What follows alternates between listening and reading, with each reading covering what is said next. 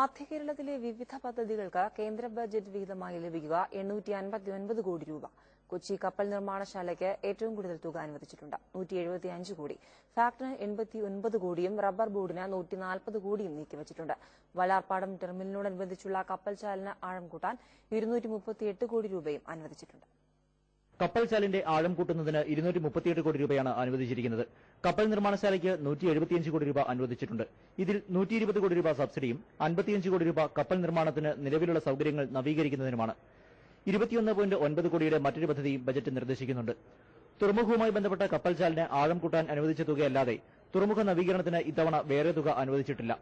കഴിഞ്ഞ വർഷം 175 കോടിയായിരുന്നു കൊച്ചി തുറമുഖത്തിന് അനുവദിച്ചിരുന്നത്. റബ്ബർ ബോർഡിന് 140 കോടി, സമുദ്രോൽപ്പന്ന കയറ്റുമതി വികസന അതോറിറ്റിക്ക് 97 കോടി എന്നിങ്ങനെയാണ് ഇത്തവണ ബജറ്റ് വിഹിതം അനുവദിച്ചിരിക്കുന്നത്. ഫാക്ടിന് 89 കോടിയും സ്പൈസസ് ബോർഡിന് 81 കോടിയും നീക്കിവച്ചിട്ടുണ്ട്. വെള്ളൂരിലെ ഹിന്ദുസ്ഥാൻ ന്യൂസ്പ്രിന്റ് ലിമിറ്റഡിന് 12.34 കോടി അനുവദിച്ചു. കഴിഞ്ഞ വർഷത്തേക്കാൾ 45 കോടി കുറവാണ് ഇത്തവണ HNLന് അനുവദിച്ചിരിക്കുന്നത്. കൊച്ചി പ്രത്യേക സാമ്പത്തിക മേഖലയ്ക്ക് 5.61 കോടിയാണുള്ളത്. പ്രോജക്ട് എലിഫന്റ് പദ്ധതിക്ക് അനുവദിച്ചിരിക്കുന്ന 18 കോടിയിൽ കേരളത്തിനും നല്ല വിഹിതമുണ്ടാകും. വളം സബ്സിഡി നേരിട്ട് കർഷകരിലേക്ക് എത്തിക്കുമെന്ന ബജറ്റ് പ്രഖ്യാപനവും കേരളത്തിന് ആശ്വാസമാണ്.